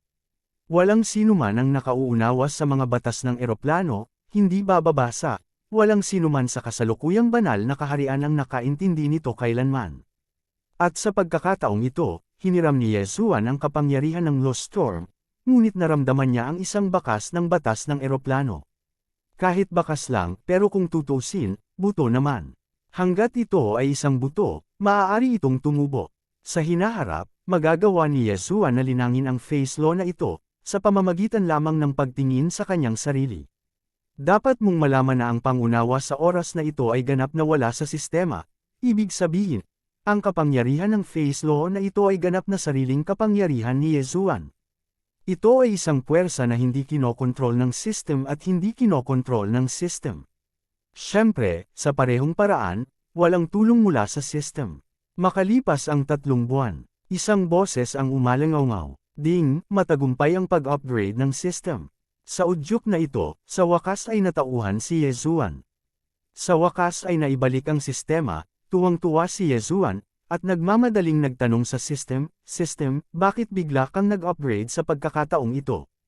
Panipi, kinailangan ni Yesuan na malaman ang tanong na ito, pagkatapos ng lahat, hindi pa niya ito nakuha noon. Ding, ang system ay nag-prompt, pakitandaan na ang host ay nagbukas ng Godhead Stripong Division Subclass Reward ng maaga, at ang system ay ganap na na-update. Hindi sinagot ng system ang tanong ni Yesuan. Sabihin lang kay Yesuan na magbigay ng reward. Kalimutan ito, madalas na ginagawa ito ng system, at tinatayang hindi ito sapat upang maging malakas. Si Yesuan ay hindi masyadong nag-isip tungkol dito, at hindi siya nag-abalang magtanong. Godhead Stripper. Nang marinig ang gantimpala na ito, halos mabaliw si Yesuan. Sa simula, si Yesuan ay nakakuha ng kumpletong pagka-Diyos, at sa oras na iyon, alam ni Yesuan na ang Godhead Stripong Master na ito ay ganap na nawalan ng mana, at natatakot ako na mayroon lamang isang Divine Personality Splitter sa mundo, si Yesuan. Hindi ko lang alam na hindi pwedeng isa o dalawa sa mga espesyal na lihim na kaharian. Godhead Stripong Division, Special Ability, Stripong Godhead. Para sa mga kaaway na walang mataas na antas ng karunungan sa mga patakaran, maaari nilang direkta at puwersahang haborin ang pagka-Diyos ng kalaban nang hindi sinasaktan ang kanilang buhay. Para sa mga kaaway na may katulad na lakas, pagkatapos ng pagkatalo, maaari mong iguhit ang pagka-Diyos ng kaaway, magkaroon ng pagkakataong tanggalin ang buong pagka-Diyos, o makuha ang mga fragment ng pang-Diyos. Para sa mga alagad na mas malakas kaysa sa kanilang sarili, maaari silang maglunsad ng pag-atake ng Diyos sa kalaban sa pamamagitan ng pagtanggal sa pagka-Diyos. Masasabing medyo malakas na propesyon ang Godhead Stripong Division na ito, hindi banggitin ang pagiging epektibo ng labanan ay medyo malakas, at ang paraan ng pag-atake ay mas kakaiba, na ginagawang hindi mabantayan ng mga tao laban dito. Si Yesuan ay hindi nag-alinlangan sandali, at direktang piniling mag-aral. Sa pagkakataong ito, kung ano ang na-upgrade ng system, hindi nag-abalang magtanong si Yezuan. Ngayon ang pinaka-gustong malaman ni Yezuan ay kung ano ang disk. System, pwede ko bang gamitin ang Eternal Point para suriin ang plate na ito? Ding, ang sistema ay nag-uudyok, ang host ay gumagamit ng walang hanggang mga punto upang makita. Sa pagkakataong ito ay kailangan nitong ubusin ang 10 walang hanggang puntos, mangyaring tanungin ng host kung maaari mong kumpirmahin ito. Sobrang mahal. Confirm. Ding, congratulations sa host, kunin ang espesyal na item na Ancient God Clan God Card Roulette. Ang sinaunang Protoss, may narinig si Yezuan tungkol sa lahi na ito, sinasabing isa itong makapangyarihang lahi sa Primeval Era, ngunit matagal na itong extinct, at kung anong mga alamat ang naiwan nila, hindi na nila alam. Hindi kaya ang sinaunang hayop na ito ay walang kinalaman sa sinaunang angkan ng Diyos? Kung hindi, bakit ka makakahanap ng isang bagay mula sa Ancient Protoss dito? Okay, ngayon alam ko na kung ano ang bagay na ito, ngunit sa kasamaang palad, hindi maaaring paglaruan ni Yezuan ang bagay na ito, dahil hindi alam ni Yezuan kung para saan ang bagay na ito. God Card Roulette. Hindi man lang alam ni Yezuan kung ano ang God Card, lalo pa ang God Card Roulette. Masasabing ganap na nalilito ngayon si Yezuan, at isa-isa niyang nakapasok sa tuyong dagat na ito, at nakatagpo muna siya ng ilang hindi maipaliwanag na mga bagay. Hindi ko talaga alam kung ano pa ang mangyayari sa lahat ng paraan pabalik. Siyempre, kung may ilang higit pang mga reward tulad ng Godhead Stripong Division at Deputy Profession, hindi natututol si Yezuan. Sa oras na ito, inalis ni Yezuan ang kanyang mood at muling naglakad patungo sa harapan. Kung ano ang naghihintay kay Yezuan sa harapan, hindi alam ni Yezuan. Ngunit ang matitiyak ni Yezuan ay ang pagkakataong ito ay pambihira. Anong uri ng karanasan ang dadalhin ng misteryosong tuyong dagat at ang misteryosong sinaunang hayop kay Yezuan? Hakbang-hakbang, patuloy na sumusulong si Yezuan. Matapos ma-upgrade ang system, hindi na maiipit si Yezuan sa Yellow Sand area na ito, kaya hindi nagtagal si Yezuan ay lumabas sa Yellow Sand area, ngunit ang lumitaw sa harap ng mga mata ni Yezuan ay isang Black Dry Stone area. Itim na hindi mo makikita sa isang sulyap, puro bato, lahat ng uri ng kakaibang bato. Eto, mas kakaiba pa sa Yellow Sand. Kabanata 2477 tula ng Limerick. Woo! Ang huni ng hangin, kasama ang huni ng iyak ng hangin, ito ang tunog ng hangin, ngunit parang umiiyak, at may mga matatanda, bata, lalaki at babae. Ihip lang ng hangin, pero lahat ng klase ng tunog ay maaaring lumabas, na nagpapakita na. Ang lugar na ito ay pambihira. Hindi ito pinansin ni Yezuan at naglakad pa rin patungo sa harapan, at hindi nagtagal ay may lumabas na tihaw sa harap ni Yezuan. Isang banal na hayop na may mga spike sa buong katawan at hindi kumpletong pagbabago ay may dalang tipot at nagbibigay ng tsaa sa mga panauhin sa tsaa. Ang halimuyak ng tsaa ay nalilito, ngunit ito ay nagdadala lamang ng isang daloy ng dugo.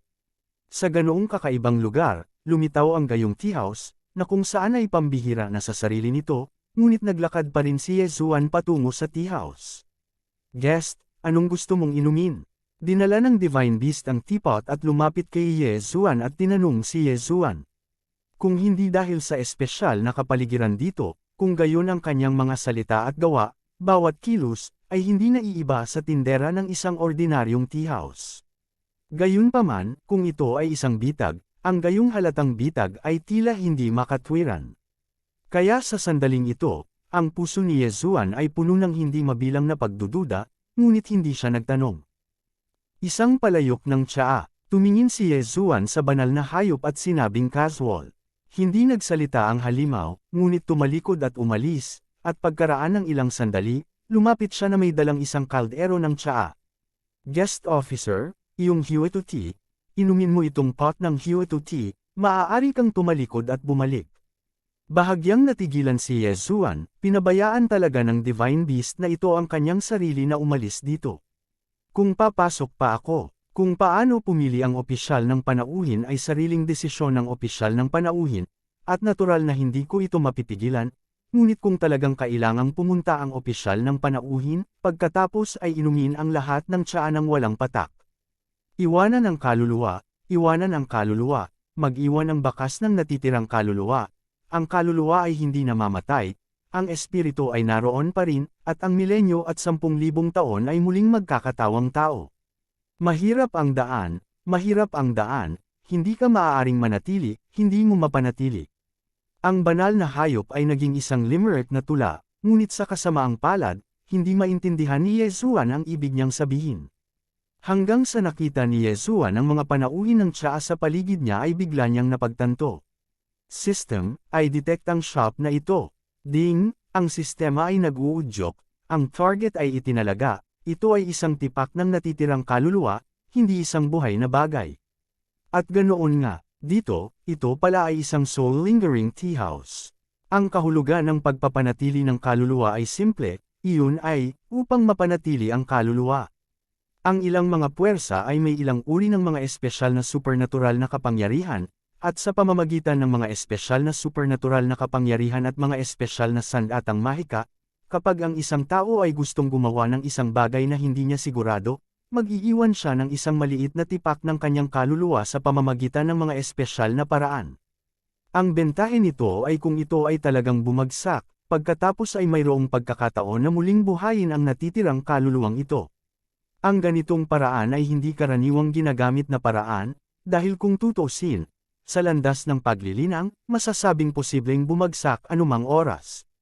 Gayunpaman, ang ilang mahahalagang tao ng malalaking puwersa ay nakasanayan na gumamit ng ganitong paraan ng pagpapanatili ng kanilang mga kaluluwa, pagkatapos ng lahat, sa isang kritikal na oras, sa pamamagitan ng pagpapanatiling ito ay katumbas ng pagkakaroon ng pangalawang buhay.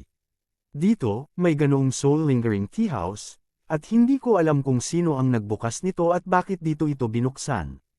Sa pagtingin sa mga panauhin ng tsaa na tahimik na umiinom ng tsaa, natatakot.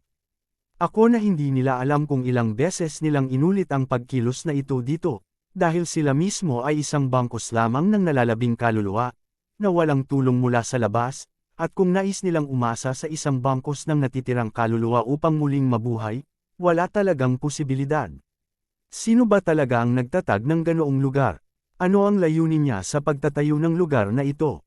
Ito ang Dry Sea, ang lugar kung saan nakatira ang Ancient Beast Relics. Maaaring ang Ancient Beast Remnants ang minsang gustong lipulin ang Dry Sea, at lahat ng Divine Beast Powerhouses ng Demon God Domain ay nagtatag ng ganoong lugar. Marahil, ngunit ano ang paliwanag para sa Yellow Sand Zone? At kung mayroon ka pa ring mga salita ng pangalawang anak sa tindahang ito, hindi mo ito maitatago.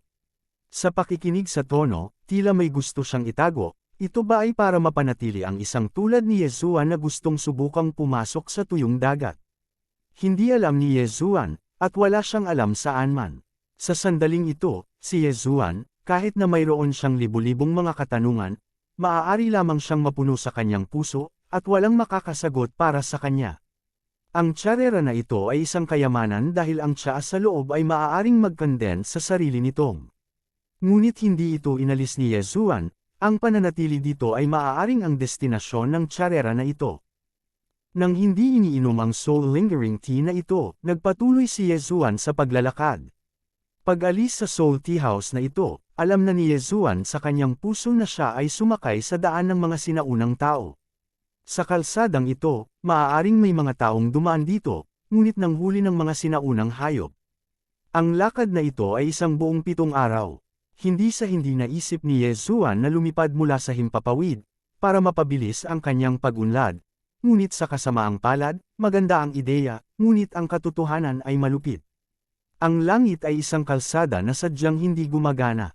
Hindi ko alam kung dahil ba ito sa lapit sa Yellow Sand area, o kung mayroon ding malalang surplus ng kung ano-anong batas dito. In short, sa langit na ito, may buhay na batas na lumulutang paminsan-minsan. Ang mga ito ay napakabilis, at sila ay nawala sa isang iglap. Kung ibang tao, baka isipin nila na dumadaan lang ang mga batas na ito. Ngunit alam ni Yesuan, na nakaranas ng unos ng mga batas, na ito na ang kanilang buong proseso sa buhay. Sa piraso ng langit na ito, mayroong kakaibang enerhiya, isang uri ng kapangyarihan ng batas na hindi pa nakikita ni Yesuan, at walang paraan upang madama. Ang kalangitan na ito ay sobrang walang laman, ito lang, mahuhusgahan ni Yesuan na ang langit ay mas mapanganib kaysa sa lupa. Sa makatuwid, hindi pinili ni Yesuan na lumipad palayo sa langit. Sa oras na ito, sa wakas ay wala na ang monotonous na itim ni Yesuan sa kanyang harapan, ngunit nakita na niya ang gusali, at kapag nakita niya ang gusali ay nangangahulugan na ang panganib ay darating. Dahil, ito ay walang alinlangan na katumbas ng pagpasok sa tuyong dagat, at ang mga gusaling ito ay walang alinlangan na itinayo ng mga sinaunang hayop. Ang estilo ng arkitektura ng mga sinaunang hayop ay iba sa mga Diyos ng Kunlun Divine Domain at ang mga hayop ng Demon God Domain, at ang mga gusaling ito ay puno ng mga simpleng pagbabago. Ang bawat gusali ay hindi lamang malaki, ngunit napakamagaspang din. Sa oras na ito, sa harap ni Yesuan, hindi alam ni Yesuan kung para saan ang gusaling ito, dahil ang gusaling ito ay walang anumang palatandaan. Ang gusali ay lumilitaw na itinayo na may isang tumpok ng balahibo at mga buto mula sa isang uri ng behemoth. Ang sinaunang halimaw ay walang gaanong karunungan, at ito ay kapuri-puri na magawa ito sa ganoong lawak. Bukod dito, ang mga ito ay walang kaunting hininga. Nang pagbuo, iyon ay, ang mga gusaling ito ay hindi nagtatanggol. Pinagmamasdan ni Yesuan ang gusali mula sa malayo. Ayon sa dahilan, kung may mga tao sa gusali, kung gayon si Yesuan ay dapat na matagal nang natuklasan, at si Yesuan ay hindi pa nahahanap hanggang ngayon, isa lamang ang posibilidad, ito ay isang abandonadong gusali. Mabagal na naglakad si Yesuan at naglakad patungo sa gusali. Ilang sandali pa ay nasa labas na sila ng gate.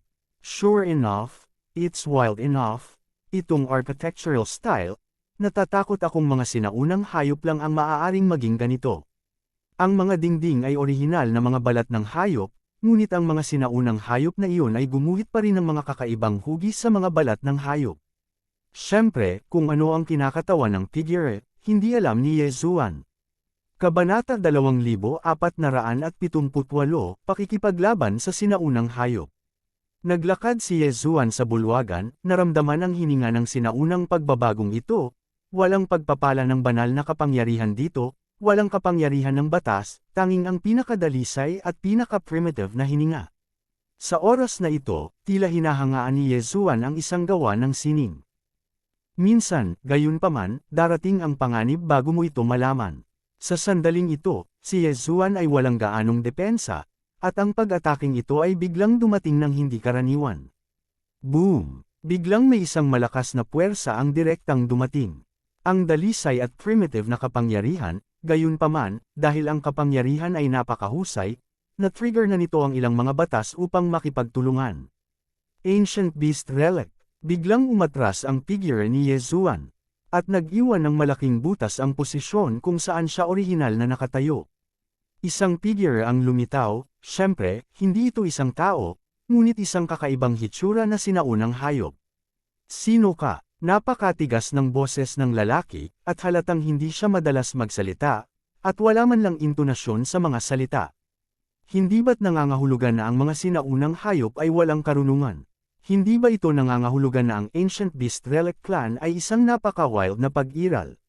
Bakit nakakapagsalita ang sinaunang hayop na ito gamit ang bibig nito? Si Yesuan ay may pagdududa sa kanyang puso, at agad na sinabi sa system, detect this guy, gusto kong makita kung siya ay isang sinaunang hayop. Panipi, ding, system prompt, detection successful, target designation, Ancient Beast Remnant Clansman, special ability, flesh enhancement, Ancient Beast Transformation. Lumalabas na hindi ito ang kanyang ontological form. Tila ang sinaunang halimaw na ito ay nakikipag-ugnayan sa mga banal na hayop ng Demon God Domain sa loob ng napakaraming taon, at ito ay walang kaunting paglaki, at malinaw naman, ang mga banal na hayop ng Demon God Domain ay sumuko sa pamamahala sa lugar na ito, ngunit ang mga sinaunang hayop ay palaging nagpapadala ng kanilang mga angkan upang lihim na mag-aral sa labas. Sino ang nagsabi na ang sinaunang hayop na ito ay mabangis at ignorante? Sa oras na ito, sa opinyon ni Yesuan, ang sinaunang hayop na natitira sa clan na ito ay tila hindi kasing ligaw gaya ng kanyang inaakala. Kahit na ang mga nagbabagong hugis na supernatural na kapangyarihan ay nagtataglay, bagamat natuto lamang sila ng kaunti sa ibabaw. Hindi ko alam, ito ang kaso ng buong Ancient Beast Remnant Clan, o kung ito ay isang espesyal na kaso lang na nakatagpo ni Yesuan. Walang oras si Yezuan para sagutin ang lalaki, ngunit narinig niyang nagpatuloy ang sinaunang hayop, papasok, mamatay. Panipi, pagkatapos magsalita, ang sinaunang hayop ay biglang tumakbo patungo kay Yezuan. Malinaw, hindi siya nanghiram ng anumang banal na kapangyarihan o kapangyarihan ng batas, ngunit nang tumakbo ang taong ito, hindi siya mas mabagal kaysa sa bilis ni Yezuan. Mamatay, dumagundong. Ang sinaunang hayop ay biglang sumuntok, at ang napakalaking kapangyarihan ay agad na inilunsad, kasama ang kanyang pag-atake bilang sentrong punto, at ang radius ng libu-libong milya ay naging wala sa isang iglap. Sa oras na ito, kahit na si Yezuan ay kailangang umamin na ang sinaunang hayop na ito ay may sariling mga espesyal na katangian para sa pisikal na pagsasanay, dapat mong malaman na kahit si Yezuan, na may basbas ng sistema, kahit na sumabog siya ng buong lakas, imposibleng magdulot ng napakalaking mapanirang kapangyarihan. Ang kapangyarihan ng sinaunang halimaw na ito ay napakahusay na ito ay sumasalamin na sa batas. Sa pangkalahatan, pagkatapos na maunawaan ng mga tao ang batas, nagsasagawa sila ng inisyatiba upang gabayan ang kapangyarihan ng batas sa kanilang sariling paggamit, upang gawin itong isang paraan ng pag-atake. Ngunit ang sinaunang halimaw na ito ay hindi ganito, ang kanilang pag-atake ay aktwal na gamitin ang lakas ng kanilang sariling laman, direktang humimok ng batas, hayaan ang batas na makipagtulungan sa kanilang mga aksyon. Masasabing in terms of utilization rate of the law, syempre, very wasteful ang ugali ng sinaunang halimaw. Gayunpaman, ang paggamit ng laman upang dalhin ang batas sa batas ay isang himala mismo. Nasa isip pa rin ni Yezuan na obserbahan ang estilo ng pakikipaglaban ng lalaking iyon sa oras na ito, ngunit nang muling umatake ang sinaunang halimaw, wala ng puso si Yezuan na obserbahan. Lumabas ka. Sa sandaling ito, ang sinaunang hayop ay naging sariling katawan habang nagsasalita ng mga salita ng tao. Nang malantad ang katawan ng sinaunang hayop na ito, alam ni Yezuan kung gaano sila kalaki. Mahigit 10 metro ang taas, ang buong katawan ay puno ng malalakas na kalamnan. Ang sinaunang hayop na ito ay madaling bumunot ng buto ng hayop mula sa gilid, at ginamit ito bilang isang sandata. Boom! Boom! Dalawang sunod-sunod na nakakabaliw na pag-atake ang nagpilit kay Yezuan na umatras ng paulit-ulit sa likuran. Ang buong lupa ay nabasag sa galit na pag-atake ng taong ito, na parabang nagkaroon ng marahas na lindol sa lugar. Sa tuwing siya ay umaatake, ang mga buto ng halimaw ay natural na mag-condense ng isang sinag ng liwanag. Ang kapangyarihan ng batas ang nakatali, napakabilis at makapangyarihan. Megatron, patayin mo siya para sa akin. Sa wakas, sapat na ang nakita ni Yezuan sa pagganap ng batas na ito ng banal na hayop, at sa wakas ay gumawa ng hakbang. Dalawang espadang nakapatay ng Diyos ang lumitaw sa isang iglap, direktang umatake patungo sa sinaunang hayop. Gayunpaman, ang sumunod na eksena ay medyo hindi makapaniwala kay Yezuan. Ang dalawang espada na pumapatay ng Diyos ay tumama sa sinaunang hayop ng walang anumang pagtutol, ngunit hindi pinatay ng hindi masisira na espada na pumapatay ng Diyos ang sinaunang hayop, ngunit nakarinig ng isang putok, at pagkatapos ay tumalbog ang dalawang espada na pumapatay ng Diyos. Paano ito posible? Ito ang unang pagkakataon na nakatagpo si Yezuan ng ganoong sitwasyon, na ikinabigla lang ni Yezuan. Hindi kita matutulungan, Megatron, atakihin mo ako. Biglang isinakripisyo ni Yezuan ang Law Divine Bow, at habang inutusan si Megatron na patuloy na kontrolin ang dalawang Divine Swords para umatake, hinayla niya ang Law Divine Bow sa kabilang banda. Gravity Law Blessing. Minsang ginamit ni Yezuan ang Law of Gravity, hindi ba't malakas ang pisikal na hayop na ito, kung gayon, tingnan natin kung makakaya niya ang pag-atake ng batas ng grabidad. Boom! Ang unang Gravity Law Divine Arrow ay direktang tumama, ngunit sa kasamaang palad ay napaatras lamang ito ng ilang hakbang sa sinaunang hayop. At ang pangalawang Gravity Arrow ay lalong hindi matiis, at ito ay nabasag ng stick ng buto ng lalaking iyon. Ang kapangyarihang ito, kumbinsido si Yezuan. Ang kapangyarihan ng sinaunang halimaw na ito ay sadyang nakakabigla, kahit ang banal na palaso na binasbasa ng batas ng grabidad ay maaaring masira, gaano kalakas ang taong ito. Ngunit gusto mo bang sumuko si Yezuan ng ganito? Malinaw na imposible. Paglalamon ng batas blessing. Sa pagkakataong ito, nagpaputok si Yesuan ng 3 banal na araw ng sabay-sabay, at lahat ng 3 banal na araw ay biniyayaan ng kapangyarihan ng paglamon sa batas. Gusto mo bang gamitin ang iyong laman para kontrahin ang kapangyarihan ng batas? Ganon ka-simple. Boom! Tamang-tama, binasag ng sinaunang hayop ang isa sa mga magic arrow gamit ang bone stick sa kanyang kamay. Naisip din niya na siya ay madudurog sa kanya tulad ng huling pagkakataon, ngunit sa kasamaang palad, sa pagkakataong ito, ang banal na arrow ay direktang nabasag mula sa isang malaking puyo ng tubig, at ang galit na kapangyarihang Lam-Alam ay agad na inilunsad. Ang bone stick sa kamay ng sinaunang hayop ay direktang hinigop ng whirlpool at direktang nilamon. Gayunpaman, ang katawan ng sinaunang halimaw ay hindi nagdusa ng labis na pinsala, at hindi man lang nito nagawang hilahin siya palayo. Sa kabutihang palad, sa oras na ito, ang iba pang 2 Law Divine Arrow ay lumipad na. Sa isang iglap, 2 pang puyo ng tubig ang ipinanganak sa tabi ng lalaki. Kung ang iba ay nahaharap sa pag-atake ng 3 Law Vortex, maaaring tumakas na sila noon pa man, o mapapawi sila hanggang sa mamatay. At kahit na makaligtas sila sa pagkakataon, malamang na hindi sila mas madali kaysa sa sinaunang hayop na ito. Sa sandaling ito, ang sinaunang halimaw ay tumingin sa 3 Law Vortex, at hindi man lang ginalaw, ngunit ang mga paggalaw nito ay bahagyang mas mabagal. Kabanata 2479, mga fragment ng mapa. Itong lalaking ito, gusto mo bang maging matigas? Bahagyang sumimangot si Yesuan, at sa pamamagitan ng pag-wave ng kanyang kamay, isang banal na kapangyarihan ang direktang pinakawalan. Ganap na 0, sa isang iglap, ang sinaunang halimaw ay nagyelo sa lugar. Patayin mo siya para sa akin. Sa sandaling nagbigay ng utos si Yesuan, inilabas na niya ang Shenmue Sword Attendant. Ang Shenmue Sword Squire ay nakipagtulungan sa 2 espadang pumatay ng Diyos upang salakayin ang sinaunang hayop ng galit na galit. Nakakalungkot lang na habang tinitingnan ito ni Yesuan, lalong kumunat ang kanyang mga kilay. Dahil ito man ay ang pag-atake ng Shenmue Sword Servant o ng 2 Divine Swords, hindi ito magdudulot ng anumang disenteng pinsala sa taong iyon. Parang ang espadang nakapatay ng Diyos ay naging isang pagod na mapurol na kutsilyo sa harap ng lalaking ito sa sandaling ito. Nakakunot na ang mga kilay ni Yesuan, ngunit mabilis siyang nag-isip sa kanyang puso. Bigla siyang nakaisip ng isang solusyon. Ang mga sinaunang hayop ay napakalakas sa laman, at wala silang magagawa sa espada ng pagpatay sa mga Diyos, kaya, ang kanilang mga Diyos.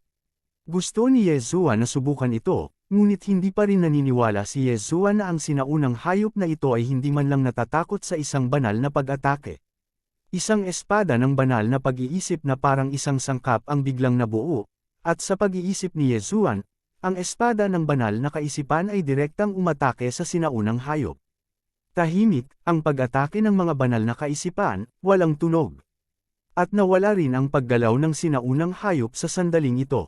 Ang lalaking ito na may napakalakas na katawan ay hindi talaga nagel-inang ng mga banal na kaisipan. Sa makatuwid, napatay na siya ni Yesuan sa isang divine thought attack lang. Ding, ang sistema ay nag-uudyok, binabati kita sa host para sa pagpatay sa mga sundalo sa hangganan ng Ancient Beast Relic Clan. Kumuha ng isang fragment ng Dry Sea Map. Mapa, ito ay isang magandang bagay, at kapag pumunta ka sa anumang hindi pamilyar na lugar, isang mapa ay walang alinlangan ang pinakakapaki-pakinabang na bagay. Gayunpaman, ang sinaunang hayop na nagawang patayin ni Yesuan ay talagang isang kawal sa hangganan. Sa sandaling ito, walang masyadong inaasahan si Yesuan para sa paglalakbay na ito sa tuyong dagat. Ang isang kawal sa hangganan ay muntik nang gawing walang magawa si Yesuan, kung makatagpo siya ng ilang general o kung ano paman, hindi matatalo si Yesuan. Sa pamamagitan ng pagwagayway ng kanyang kamay, direktang nilamon ni Yesuan ang bangkay ng sinaunang hayop. Sa pagkakataong ito ay pumasok si Yesuan sa tuyong dagat, ang pangunahing layunin ay pagandahin ang kaharian. Kaya natural, hindi na ito magiging katulad ng dati, paminsan-minsan ay nag-iimbak ng mga mapagkukunan, at nilalamon ang mga ito kapag nasa tamang panahon. Sa pagkakataong ito, lalamunan ni Yesuan ang lahat ng mga kaaway na napatay niya sa mismong lugar. Ang fragment ng mapa ay hindi makita ang buong lugar ng tuyong dagat, at hindi man lang nito maipakita ang kasalukuyang lokasyon ni Yesuan, kaya para kay Yezuan, ang mapa na ito ay maaari lamang panatilihing pansamantala. Matapos harapin ang sinaunang hayop na ito, nagpatuloy si Yezuan sa paglalakad. At sa pagpasok sa tuyong dagat, dumarami ang bilang ng mga sinaunang labi ng hayop. Hindi lang ito ang sinaunang Beast Remnant Clan gaya ng naisip ni Yezuan, sa katunayan, marami pang ibang lahi ang naninirahan dito. Ang lakas ng mga lahi na ito ay napakalakas, at hindi ko alam kung sila ay apektado ng mga sinaunang labi ng hayop, o dahil sa mga paghihigpit ng kapaligiran dito. Sa madaling salita, ang iba pang mga lahi dito ay din sa pangkalahatan ay naglilinang ng katawan. Ding, nag-prompt ang system, pakitandaan na may nakitang espesyal na halaman, ang Ancient Seven Feather Tree, at inirekomenda na kolektahin ito kaagad ng host. Ang Ancient Seven Feather Tree ay pinangalanan dahil ang bunga nito ay parang balahibo at dapat 7 bunga lamang sa isang pagkakataon. Ang bunga ng sinaunang punong may 7 balahibo na ito ay may napaka-espesyal na kakayahan. Iyon ay, pagkatapos kumain, ito ay magiging sanhi ng pagbaba ng bigat ng gumagamit. At ang bigat ay nabawasan, ngunit hindi ito makakaapekto sa lakas ng mismong gumagamit.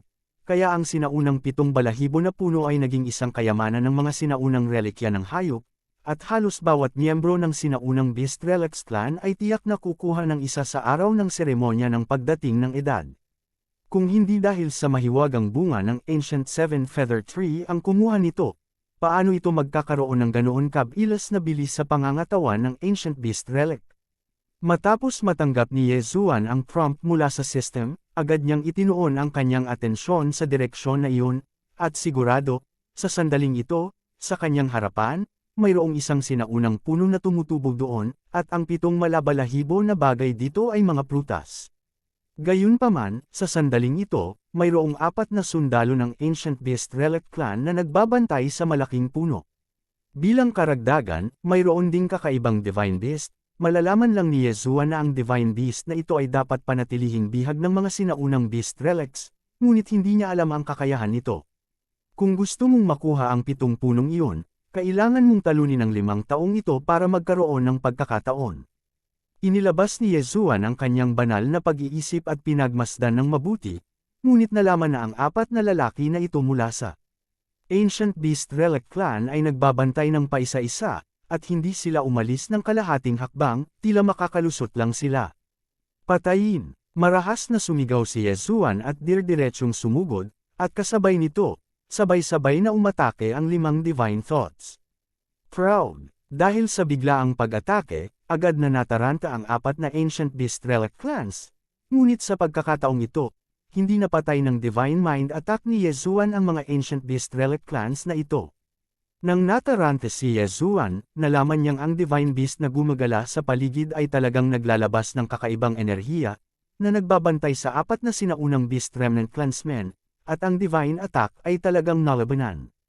Anong klaseng kapangyarihan ito? Si Yezuan ay nakakita ng maraming pamamaraan na maaaring sumasangga sa mga banal na kaisipan, ngunit ang pamamaraang ito ng pagtatanggol sa mga banal na kaisipan na ginagamit ng mga sinaunang hayop ay isang pamamaraan na hindi pa nakikita ni Yezuan. Tila ito ay dapat nakabilang sa banal na kaisipan ng sinaunang hayop ngunit tila hindi. Ang sistema, ang paraan para ma-detect ang lalaking iyon. Ngayon ang pagtuklas ni Yezuan ay kailangang ubusin ang mga punto ng pananampalataya. Kaya sa katunayan, ang natitirang mga punto ng pananampalataya ni Yezuan sa ngayon ay hindi masyadong marami, ngunit dapat itong gamitin. Ding, ang system ay nag-uudyok. Ang itinalagang target ay gumagamit ng pulsating magic energy. Pulsating magic. Sumimangot si Yezuan, ito ay isang bagong kakayahan na hindi pa niya narinig.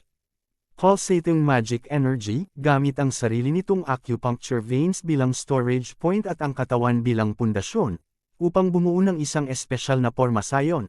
Ang ganitong uri ng enerhiya ay isang natatanging paraan ng mga sinaunang hayop, at ito ay mas advanced kaysa sa pag-atake ng mga banal na kaisipan, dahil pagkatapos ng lahat, ang mga banal na kaisipan ay maiimbak lamang sa dagat ng kamalayan, at ang bilang ay limitado. Kahit na ikaw ay nililinang, maaari ka lamang ituring na patuloy na nililinis ang lakas ng iyong banal na mga kaisipan, ngunit ang kabuuang bilang ng iyong mga banal na kaisipan ay hindi magiging marami. Gayunpaman, ang pulsating magic energy ay iba, ang pulsating magic energy ay maaaring gumamit ng lahat ng acupoints at meridian sa paligid ng katawan bilang mga storage point, kaya natural, ang enerhiya na maaaring maimbak ay higit pa. Nakakalungkot lang na hindi alam ni Yezuan ang pamamaraang ito. Medyo naantig din si Yezuan sa kanyang puso sa sandaling iyon. Kung mabisa niya ang pamamaraang ito, hindi ba niya maiimbak ang kanyang mga banal na kaisipan sa mga ugat ng acupuncture? Kung ito ang kaso, ang kabuoang halaga ng mga banal na kaisipan ni Yezuan ay halos masasabing tumaas. Sa ganitong paraan, may isip ang mga benepisyo para kay Yezuan. Shenmue Sword Squire, pigilan mo ang lalaking iyon para sa akin. Si Yezuan ay gumawa ng casual na hakbang, direktang ipinatawag ang Shenmue Sword Attendant, at pagkatapos ay hiniling sa Divine Wood Sword Attendant na pigilan ang espesyal na banal na hayop na iyon. At siya mismo ay sumugod na sa 4 na sinaunang labi ng hayop. Kabanata 2480, Isang malaking puno. Ang Realm Division ng Ancient Beast Relic Clan ay iba sa ordinaryong Realm Division method, dahil nililinang nila ang katawan, kaya kahit si Yezuan ay hindi man lang makuha ang kanilang tumpak na Strength Division method. Maaari lamang itong hatulan sa pamamagitan ng pagkakakilanlan nito upang matukoy ang tinatayang lakas o kahinaan nito. Ngunit sa kabutihang palad, ang mga sinaunang labi ng hayop na ito ay malakas sa laman, kaya gaano man sila kalakas, imposibleng talagang makipagkompetensya kay Yezuan. Hawak ni Yezuan ang Divine Sword sa kanyang kamay, sa pagkakataong ito, hindi niya hinayaang kontrolin ni Megatron ang Divine Sword para lumaban, dahil alam ni Yezuan na ang Divine Sword lamang ay hindi makalusot sa mga depensa ng Ancient Beast Relic. Sa halip na iyon, mas mahusay na umatake sa iyong sarili. Pagkatapos ng lahat, ang pagkakataon ng isang critical na hit kapag nagsagawa ka ng isang pag-atake sa iyong sarili ay tataas ng malaki, at magkakaroon ng pagkakataong mag-trigger ng isang hit na pagpatay. Mula nang si Megatron ay naging espiritu ng sandata ng Godslayer Sword, at ang Megatron ay nagkaroon ng magic weapon form ng Godslayer Sword, matagal na ang nakalipas mula noong personal na kinokontrol ni Yezuan ang Godslayer Sword upang lumaban. Diyos Destroyer. Biglang tumalsik ang isang espada. Narinig lamang ang tunog ng pagpindot. Ang isang sinaunang labi ng hayop ay direktang natamba ng isang espada. At ang paggalaw ni Yezuan ay hindi huminto, hawak ang espada ng pagpatay sa mga Diyos, at agad itong hinabol. Ang pag-atake at pagtatanggol ng Ancient Beast Relic Clan ay hindi mahina, at ang kanilang liksi ay napakataas din, ngunit sila ay aasa lamang sa lakas ng kanilang mga katawan at hindi gagamitin ang kanilang mahiwagang kapangyarihan, kaya ang banta kay Yezuan ay hindi masyadong malaki. Masasabing ang pinakamahalagang bagay para kay Yezuan na harapin ang sinaunang Beast Remnant Clan ay ang maging matyaga, at humanap ng paraan para durugan ang kabilang partido hanggang mamatay, nang walang masyadong maraming pagsabog. Hindi tulad ng anumang kaaway na nakatagpo ni Yezuan dati, kung gusto mong patayin ang Ancient Beast Relic Clan, imposibleng asahan na mapatay mo ito sa isang outbreak. 6 na salita na mantra, mamatay. Inilunsad ni Yezuan ang 6 na karakter na mantra, umaasang hihiramin ang mahiwagang kapangyarihan ng 6 na karakter na mantra upang patayin ang kalaban. Gayunpaman, sa pagkakataong ito ay nabigo si Yezuan, direktang binaliwala ng mapahamak na sinaunang hayop na natitirang clan ng kapangyarihan ng 6 na karakter na mantra. Diyos Destroyer. Walang magawa, naglaslas si Yezuan gamit ang isa pang espada, pinutol ang mga natirang clanmen ng sinaunang hayop, at pagkatapos ay itinuon ang lahat ng mga banal na kaisipan at nagpadala ng isang espada ng mga banal na kaisipan. Ang Ancient Beast Relic Clan, na diniin at binugbog ni Yezuan, sa wakas ay nagpakita ng masakit na ekspresyon sa sandaling ito. Malinaw naman, ang pag-atake ng Divine Mind na pinakilos ni Yezuan ang lahat ng kanyang Divine Thoughts ay bumagsak sa kanyang mga depensa. Proud. Ang hindi inaasahan ni Yezuan ay paulit-ulit ding sumisigaw ang Divine Beast. Ang tumitibok na magic energy ng Divine Beast na ito ay makakatulong pa sa mga nalalabi ng sinaunang beast na labanan ang pinsala. Nang makita ang masakit na ekspresyon ng Divine Beast, agad na gumalaw ang isip ni Yezuan, at agad siyang sumuko sa pag-atake sa nalalabing sinaunang hayop sa kanyang harapan, ngunit sa isang kislap ng kanyang anyo, nakipagsanib puwersa siya sa Divine Wood Sword Attendant upang direktang maglunsad ng malakas na pag-atake sa Divine Beast.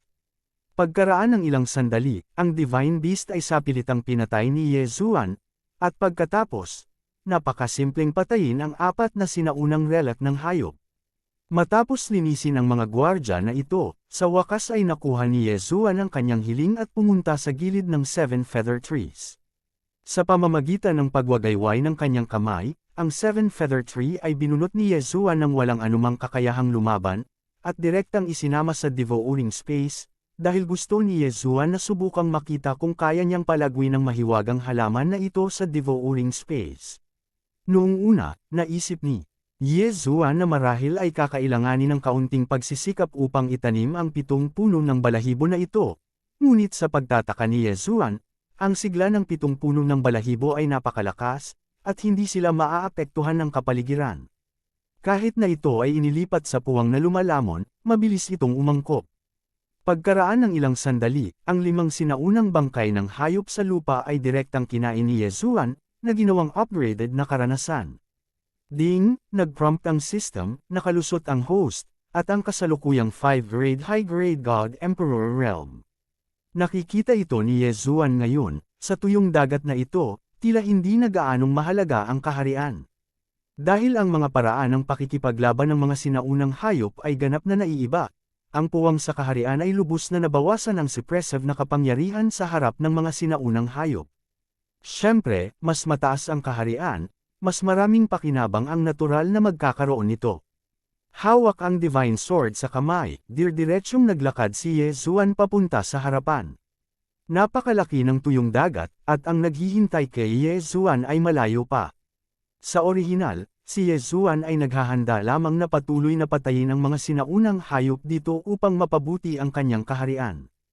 Ngunit ngayon ay tila sa tuyong dagat, may ilang bagay na maaaring mahigop at lamunin ng kalawakan.